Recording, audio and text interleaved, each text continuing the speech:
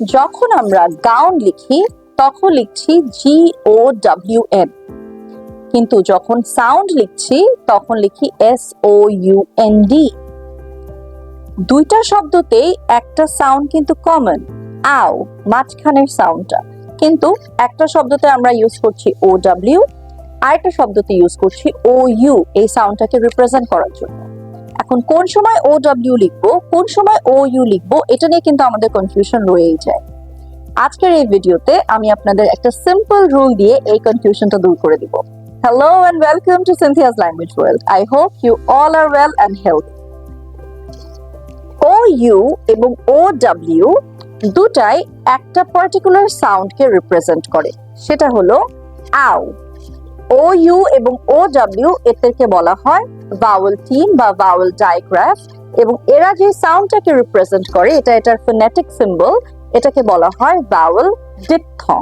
এখন দুইটা vowel team একই সাউন্ডকে রিপ্রেজেন্ট করলে কোথায় কোনটা দিব, এই কনফিউশনটা দূর করার জন্য আমাদের একটা ছোট্ট জিনিস মনে রাখতে হবে।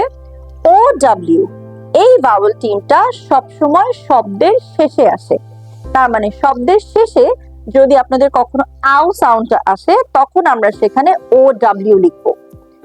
OW আরো একটা জায়গায় আসতে পারে, শব্দের শেষেই আসবে, বাট যদি লাস্টে মানে আও সাউন্ডটা ঠিক পরে যদি একটা মানে এন সাউন্ড থাকে তাহলেও OW আসতে পারে।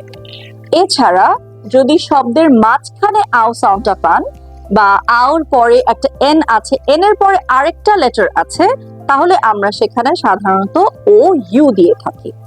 চলুন আমরা কিছু এক্সাম্পল দিয়ে এই রুলটাকে বুঝে নিই। OW এর ক্ষেত্রে আমি দুইটা রুল এখানে লিখে দিয়েছি। OW comes at the end, মানে আও সাউন্ডটা যদি আমরা শব্দে পাই, শেষের দিকে পাই, তাহলে ওখানে এই OW বসবে।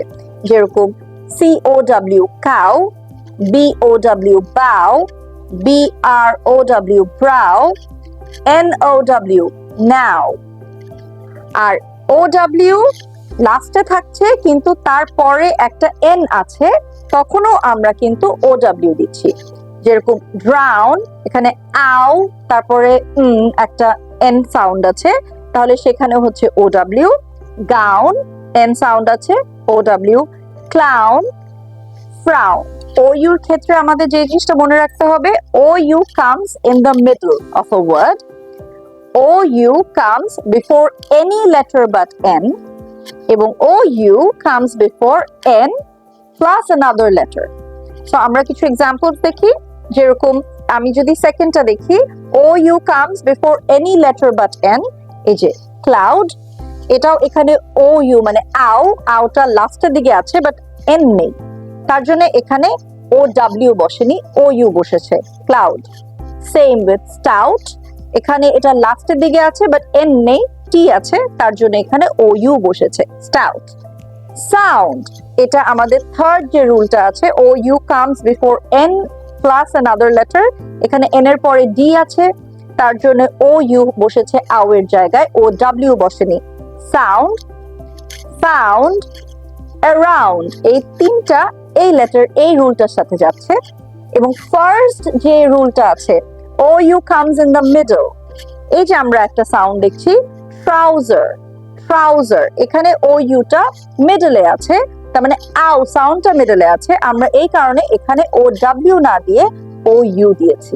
আশা করছি এই ভিডিওটা দেখার পরে OU এবং OW আও সাউন্ডকে রিপ্রেজেন্ট কখন করবে সেটা আপনারা অলরেডি বুঝে গিয়েছেন।